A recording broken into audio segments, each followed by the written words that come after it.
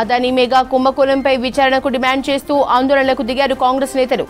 Hyderabad ED office ముందు నిరసనకు దిగారు మంత్రులు. ఎంపీలు, ఎమ్మెల్యేలు సెబీ చైర్మన్ అక్రమాలపై విచారణకు జేపీసీ కమిటీ వేయాలని నినాదాలు చేశారు. కాసేపట్లో CM Revanth, deputy CM Bhatti ED office ముందు ఆందోళనలో పాల్గొననున్నారు.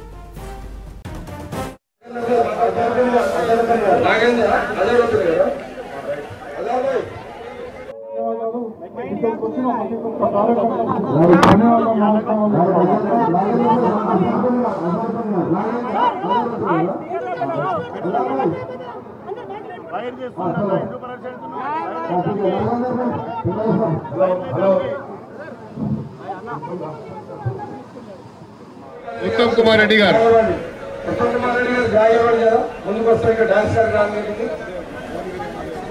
ఒక క్లియర్ చేయలేదు. సెబీ చైర్మన్ గారు తీసుకున్నటువంటి చేసినటువంటి అవకతవకలకు వ్యతిరేకంగా భారతదేశంలో ఉన్నటువంటి అన్ని ఈడీ ఆఫీసుల ముందు కాంగ్రెస్ పార్టీ ధర్నా కార్యక్రమం చేయడం అంటే సెబీ ఒక అటానమస్ బాడీగా ఉంటూ మేము ఇష్టం వచ్చినట్టుగా చేసుకుంటే ఈ దేశ ప్రజలు ఊరుకుంటారని, లేకపోతే ఆపోజిషన్ ఉన్నటువంటి రాహుల్ గాంధీ గారు చూసి ప్రేక్షక పాత్ర, స్పెక్టేటర్ పాత్ర పోషిస్తారని మీరు అనుకుంటే రాహుల్ గాంధీ గారు ఊరుకునే వ్యక్తి కాదు. కాబట్టి ఈరోజు అదానీ గారికి ఇంత పెద్ద ఎత్తున దేశ ఆర్థిక వ్యవస్థనే చిన్నాభిన్నం చేసేటువంటి కుట్ర ఏదైతే జరుగుతుందో దానికి వ్యతిరేకంగానే రాహుల్ గాంధీ గారి పిలుపు మేరకు రాహుల్ గాంధీ గారు పార్లమెంట్ లో డిమాండ్ చేశారు. సెబీ చైర్మన్ గారు తీసుకున్నటువంటి కుట్ర వల్ల భారతదేశంలో ఉన్నటువంటి ఎక్స్చెక్కర్కే గండం కలుగుతుంది. ఏ ప్రధానమంత్రి అయితే మోడీ గారు వచ్చిన తర్వాత ఈ దేశంలో ఎప్పుడు లేని విధంగా అవినీతి జరిగింది. 4 ట్రిలియన్ అనేటువంటి ప్రధానమంత్రి ఈరోజు దీనికి ఏం జవాబు చెప్తాడో చెప్పాల్సినటువంటి అవసరం ఉంది. అందుకనే కాంగ్రెస్ పార్టీ డిమాండ్ చేస్తా ఉంది, రాహుల్ గాంధీ గారు డిమాండ్ చేస్తా ఉన్నారు.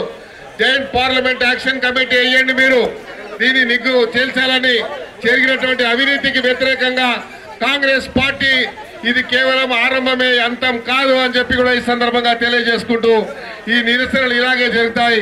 రాబోయే రోజుల్లో ఢిల్లీలో కూడా పెద్ద ఎత్తున రాహుల్ గాంధీ గారి నాయకత్వంలో మళ్ళీ నిరసన జరుగుతుందని కూడా ఈ సందర్భంగా తెలియజేసుకుంటూ సెబీ చైర్మన్ మీద కఠినమైనటువంటి చర్యలు తీసుకోవాలని ప్రధానమంత్రి గారు దేశ ప్రజలకు క్షమాపణ చెప్పాలని మేము డిమాండ్ చేస్తాం. Thank you. Hello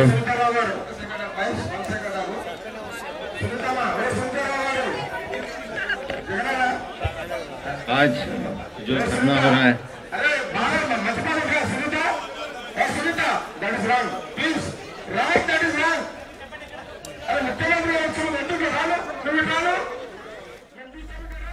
Adani mega కుంభకోణంపై విచారణకు డిమాండ్ చేస్తూ ఆందోళనకు దిగారు కాంగ్రెస్ నేతలు. హైదరాబాద్ ఈడీ ఆఫీస్ ముందు నిరసనకు దిగారు మంత్రులు, ఎంపీలు, ఎమ్మెల్యేలు.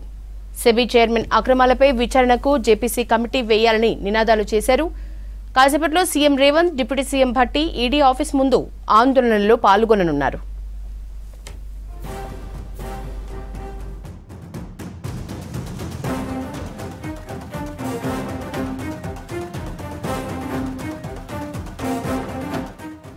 అంతకుముందు అసెంబ్లీ ముందున్న గన్ పార్క్ దగ్గర ఆందోళన చేశారు హస్తం లీడర్స్.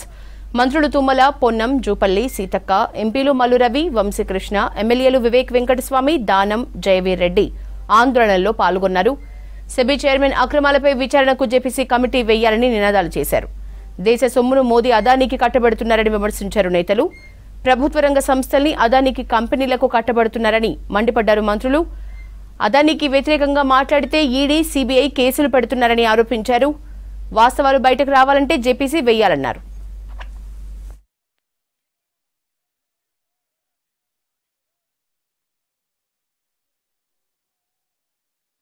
మోడీ పరిపాలనలో గత 10 సంవత్సరాల నుంచి అదానీకి ఈ దేశ సంపదను దోచిపెట్టి పేదలకు న్యాయం జరగడం లేదు.